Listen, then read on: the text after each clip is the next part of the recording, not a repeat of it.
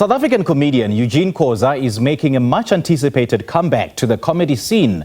His show, Eugene Back in Action, is set to bring back the laughter and joy that his comedy has consistently delivered over the years.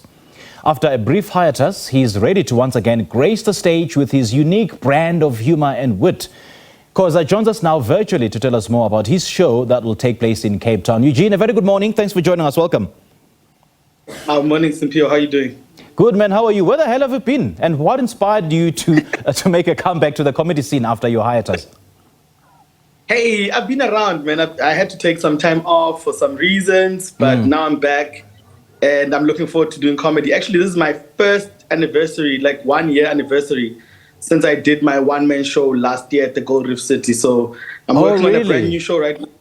Yeah, absolutely. To go into 2024, I'm working on a brand new show, and I started in Pretoria. Now I'm in Cape Town, and I'm doing Joburg next weekend. So yeah, that's what brings me back. And also I missed you, Simpio. I mean, people don't know. You are my mnaga, homeboy from Mpumalanga. Now, can you share more insights into your experience during your time away from comedy, and just how it has influenced your comedic style? Sure. I think entertainment has a long way to go. I think we were affected by COVID in most spheres of entertainment, acting, music, and especially the performing arts. Yeah. So to get people back in venues and reintroduce them to the art itself, because we take for granted that there's people who know what stand-up comedy is. There's some people who have no idea what stand-up comedy is, and I look forward to having those people in my shows and re-educating them or educating them into what stand-up comedy is and the art of it and the social commentary that happens during stand-up comedy. It's not politics. It's just social commentary. And how have you prepared for your comeback show? Are there any new approaches or themes that you are exploring? Absolutely. I feel like I'm a different person. I feel like my approach to comedy has also been altered by the time away. I feel like there's a lot that needs to be said in South Africa that we're not saying, not political, but just how we're living. And we're fast approaching elections next year, and it feels like we haven't decided on who's going to be leading us, or the leaders haven't decided on how they're going to lead us. So that kind of stuff is what influences my new set right now going into the next year. Who do you think should lead the country? I really don't know. You're touching on a very touchy subject for me personally. I take this very seriously. I think as South Africans, we don't know. No. The joke is on you now. I nominate you. I mean, come on. So have there been any notable changes or developments in the South African comedy scene since you were last active? I mean, how do you see yourself fitting into the current landscape? Sure. I see myself fitting in very well, actually, because I had to, look from the outside and see what was missing. And I know exactly what was missing. I can't say it now because I can't tell them exactly. But then I feel like we have less shows right now. We have less comedians. We have less younger comedians. We have even less female voices in stand-up comedy, which I think is very needed. There's some subjects that I can't speak expertly about or can't even comment or make fun of, but a woman can. So I feel like if there were more female stand-up comedians, we would take our stand-up comedy to the next level. We need that. If you're a female and you're funny, try out stand-up comedy, and then, I think there's room for you here. Hang on a second. When you say there's now less comedy or there's less comedians, what do you mean? Are you saying that people are no longer funny? No, I think there's less people trying to take chances in being funny, because comedy is a chances game. I don't think that's why there's clown school, but there's no stand-up comedy school. So you don't go there to know or to learn and to pass, but then you just have to take chances and be on stage. So I think when there's less stages, there'll obviously be less people trying out and taking chances and then seeing if they can be stand-up comedians. But right now, from what I see, there's less and less of young voices. There are here and there, but there's far less than there should be right now, because I think the voice of stand-up comedians has never been more needed than it is right now. I'm still stuck at you saying, people taking chances in comedy. What's that supposed to mean? Yeah, it's like being a taxi driver. If you're wearing the T-shirt and wearing the sporty, and then your elbow is outside the quantum, does not make you a good driver. So, but you are taking chances. If you're not having accidents on that day, you qualify as it. So it's like that with stand-up comedy. If you don't crash and burn after taking a chance, then you learn.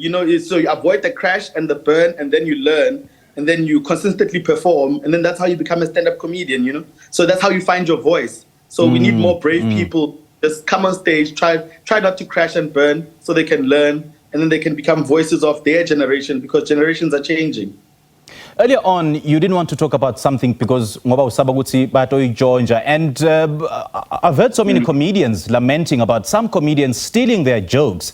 So just how prevalent is this? And what's the only way to prove that this was actually my joke? That's we've had intellectual lawyers involved in these kind of cases for the longest time. How? Unless something is recorded and someone can compare verbatim, if this joke sounds the same, then you have a hard case to prove. But in our industry, it's been happening for a long time. I mean, the advertising industry has been garnishing our setups and our concepts for the longest time. You'd go to a club and then 2 weeks later, you'd see the same concept on television. So I think stand-up stealing concepts from stand-ups is not the problem here. The creative industry as a whole has been taking stuff from the from the stand-up comedians and putting it on shows and putting it on adverts. And we've seen that happening, and we don't have a leg to stand on because obviously our industry is not as powerful and as strong as the advertising industry. If you go against an ad agency, good luck to you trying to take them to court by saying this is my concept, So we're more worried about that more than anything else. But I think right now we need more consciousness. That's what I feel like is missing in stand-up. We need more social commentary, and then we need more responsible utterances and how we influence people to just do the right thing and just be creative members and also productive members of society. I know I sound like I'm running for a campaign right now. Right, I was about to say. And speaking of that, just how important is it for you to address societal issues through your comedy? I mean, do you see your role as a comedian as having any social impact? I think the comedian cap is what allows me, when I wear that, it's what allows me to say things. But I think as an average South African citizen, I exercise my right to comment on what's happening in my country all the time. I recently now in the news, this Judge Zondo was being lambasted for commenting on what's going on in the country. And I say to people, before he's a Chief Justice, he's a member of society first. So I am a member of society, and this is the only country that I have. So if I can't speak about my country, then what can I speak about? So I feel like comedy gives me a gateway, introducing like certain subjects and some tough subjects at sometimes with a sprinkle of humor, just to get people thinking in their drive home and maybe take some different decisions from here onwards. But most importantly, laugh. Keep the people laughing. So where's the show today? Absolutely. Laughter is the best medicine, but also antibiotics. Don't forget them. They also do their job. The show tonight is at the Fire and Ice in Cape Town. Tickets are available at Quicket. So if you're in Cape Town, I would love to see you tonight.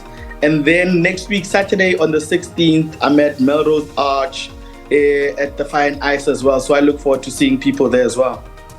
Eugene, the other gender told me the other day that the best antibiotic is money. Yeah! All right, man. Great chatting to you. Thank you so much for the time. All the best tonight, eh? Thank you so much, Simpwe. It was lovely talking to you. I missed you, my guy. And thank you so much for the time. And I'll see everyone tonight in Cape Town Fire and Ice, and next week, Saturday, at the Fire and Ice in Melrose Arch. Great stuff. All right. Thank you so much. That was comedian Eugene Khoza.